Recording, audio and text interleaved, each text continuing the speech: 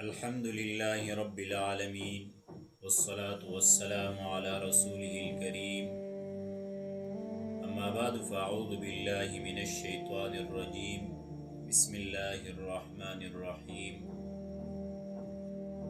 جنگ قادسیہ جن کا آخری مرحلہ کافر لعین رستم کا قتل اور مسلمانوں کی عظیم فتح۔ حضرت سعد رضی اللہ عنہ کو جنگ قادسیہ کے بعض معرکوں میں پیچھے رہنا پڑا کیونکہ آپ کے جسم میں دانے نکل آئے تھے۔ آپ اپنے خیمے سے جنگ کی کمان کر رہے تھے، چنانچہ خیمہ سے میدان کے ہر کونے پر آپ کی نظر تھی اور پیغام دینے کے لیے جنگی نقشے تبدیل کرنے کے لیے آپ اپنی جگہ سے کاغذ پر حکم صادر فرماتے تھے اور پھر کاغذ گولی بنا کر سامنے والی فوجی کو پھینکتے، وہ اپنے سامنے والے کو پھینکتے۔ چنانچہ بغیر کسی وقفے حکم پہنچ کر نافذ ہو جاتا۔ یہ صحابہ کرام کی جنگی مہارت تھی۔ حضرت سعد رضی اللہ عنہ نے عام افواج کے سامنے اپنا عذر پیش بھی کیا تھا۔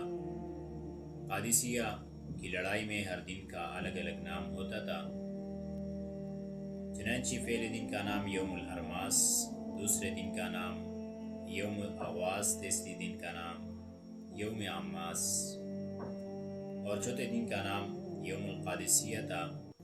چوتھے دن کی رات کا نام یوم الحریر تھا، جیسا کہ گزرا ہی۔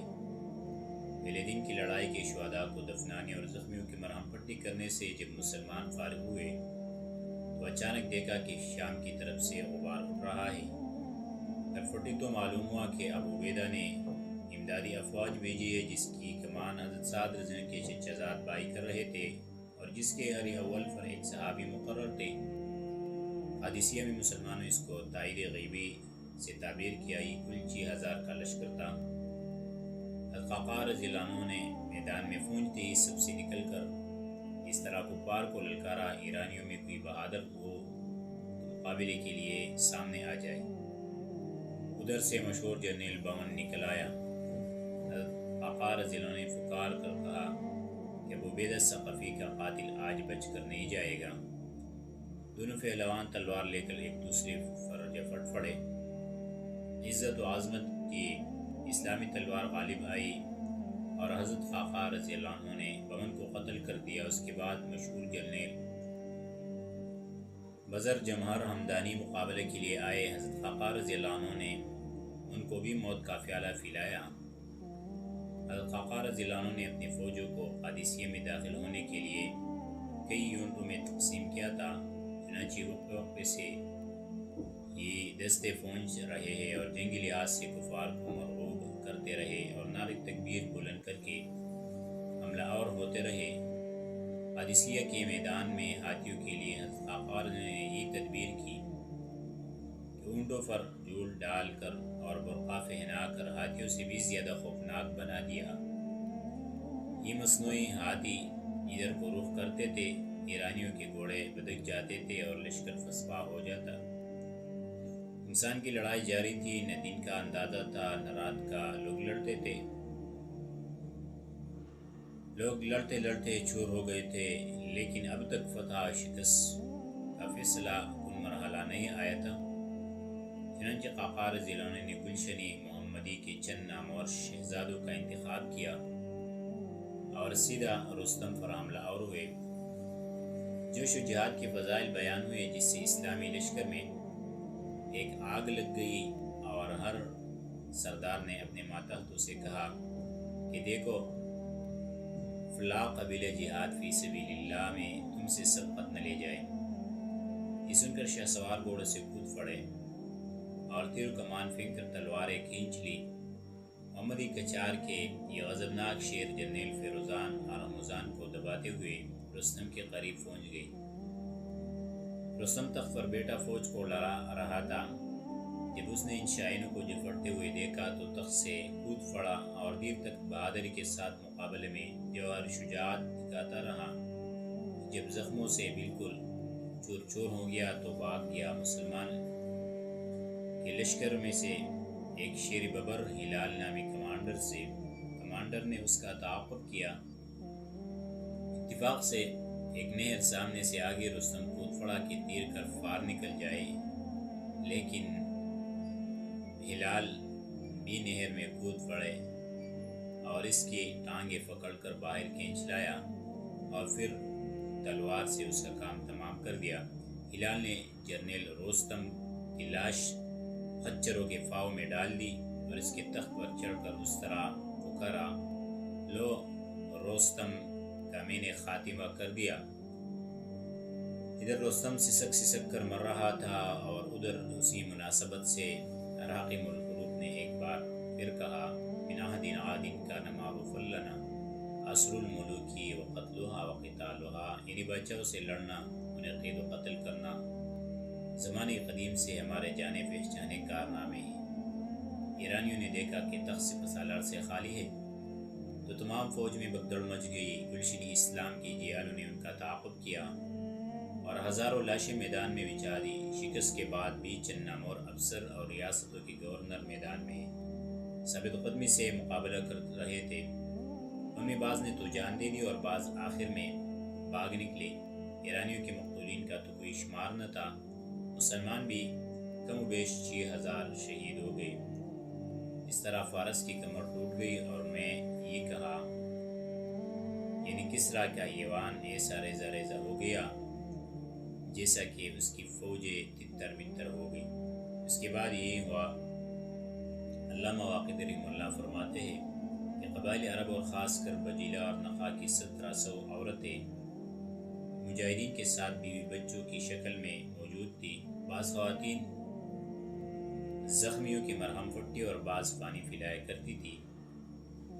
عورتوں کا بیان ہے کہ ہم کافروں کے سامان کو ہاتھ نہیں لگا سکتی تھی، بچوں کے ذریعے سے ان کے سامان کو جمع کرتی تھی جن کے قادسیے کے لیے کسریٰ نے ملک کی آدھی دولت میدان کے لیے وقف کر رکھی تھی۔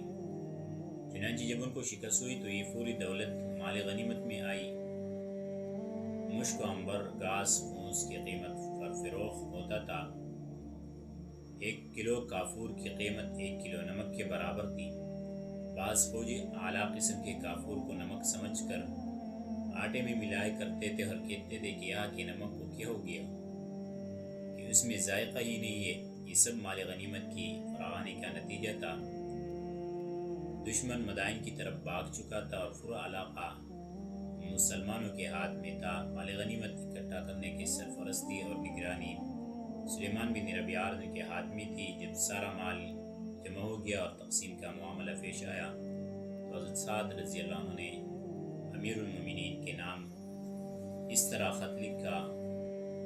خط کا مضمون یہ ہے، بسم اللہ الرحمن الرحیم، گورنر سعد بن ابی وقاص کی طرف سے امیر المومنین عمر فاروق کے نام، السلام علیکم۔ اور صلوات کے بعد عرض ہے کہ ہم عراق پہنچ چکے ہیں۔ ہر لمحہ نصرت خداوند ہمارے شامل حال رہی ہے۔ یہاں ہمارا آمنا سامنا ایک متکبر سرکش اور اسلحہ میں غرق ایرانی فوج سے ہوا۔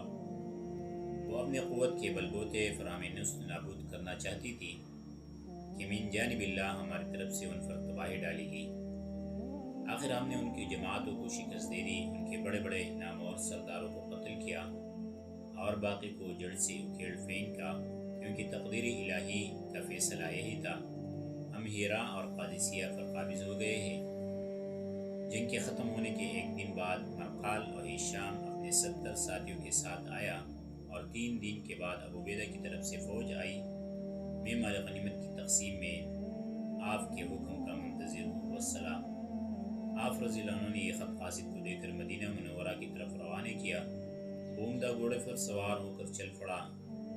ادھر عمر فاروق رضی اللہ عنہ قادسیہ کی جنگ کے متعلق قلق و اضطراب میں رہتے تھے اور ہر روز عراق سے آنے والے رستے پر ظہر تک انتظار کرتے تھے کہ کوئی قاصد خبر لائے۔ ایک دن اچانک عمر فاروق نے ایک شتر سوار کو دیکھا تو پوچھا کہ کدھر سے آ رہے ہو؟ قاصد تھا سعد رضی اللہ عنہ کا۔ وہ حالات بیان کرنے لگا کہ اللہ تعالیٰ نے مسلمانوں کو فتح عطا کی ہے، میں ادھر سنان قادسیہ سے آیا ہوں۔ حضرت عمر رضی اللہ عنہ قاصد کی رکاب کے ساتھ دوڑتے جاتے تھے اور حالات پوچھتے جاتے تھے۔ قاصد شہر میں داخل ہوا اور ہر شخص سلام کرتا تھا، السلام علیکم یا امیر المومنین۔ قاصد نے جب یہ سنا تو کام پھوٹا اور کہا کہ حضرت آپ نے نام کیوں نہیں بتایا کہ گستاخی نہ ہوتی؟ حضرت عمر رضی اللہ عنہ نے فرمایا نہیں، کوئی حرج نہیں، سلسلہ کلام جاری رکھو۔ چنانچہ اس طرح اس کے رکاب کے ساتھ ساتھ گھر تک آئے۔ پھر عمر فاروق رضی اللہ عنہ نے بھری ہوئی مسجد نبوی میں ممبر پر بیٹھ کر صحابہ کرام رضی اللہ عنہ کو فتح کی خوشخبری سنائی اور ایک پر اثر تقریر کی، جس کا ایک جملہ یہ تھا، مسلمانوں، میں بادشاہ نہیں ہوں اور نہ تم کو غلام بنانا چاہتا ہوں، میں خود خدا کا غلام ہوں، البتہ خلافت کا بوجھ میرے سر پر رکھا گیا ہے۔ پھر آپ رضی اللہ عنہ ممبر سے اتر کر سعد رضی اللہ عنہ کو خط لکھا، جس کے چند جملے یہ ہے، مجھے بڑے خوشی ہوئی کہ اللہ نے آپ کے ہاتھ پر فتح عطا کی۔ مال غنیمت ان لوگوں کا حق ہے جو جنگ میں شریک رہے، اور جو بعد میں آئے ہیں وہ صرف تبرع، احسان اور غمخواری کے قابل ہیں، والسلام۔ پھر حضرت سعد رضی اللہ عنہ نے مال غنیمت تقسیم کر کے خمس مدینہ منورہ روانہ کیا اور قعقاع رضی اللہ عنہ کے بارے میں لکھا کہ اس نے ایک دن کفار پر 30 حملے کیے اور دوسرے صحابہ کی بہادری کا تذکرہ کیا اور شہداء کی تعداد اور مشہور کمانڈروں کی تفصیل روانہ کی۔ اصحابی تاریخ نے لکھا ہے کہ عبداللہ بن مکتوم رضی اللہ عنہ جو ایک نابینا صحابی تھے اور جس کی درباری نبوی میں بڑی شان تھی، وہ بھی قادسیہ کے معرکے میں شہید ہو گئے تھے، لیکن بعض نے کہا کہ آپ واپس مدینہ آئے تھے۔ ادھر ایرانی لشکر جب باکر مدائن پہنچا اور بادشاہ ارشید کو تفصیلات شکست سے آگاہ کیا تو وہ غم کے مارے ایک مکان میں جا کر 3 دن تک چھپا رہا اور چوتھے دن شدتی صدمہ سے مردار ہو گیا۔ اس کے بعد حکومت فارس یزدجر کے ہاتھ میں چلی گئی، گویا آدھا فارس رہ گیا تھا اور آدھا مسلمانوں کے ہاتھ میں تھا۔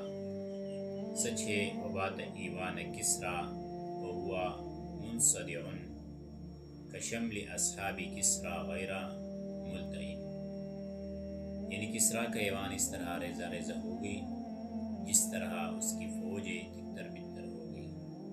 یہ تھا عظیم فتح قادسیہ۔ سبحان ربک رب العزت عما یصفون، سلام علی المرسلین۔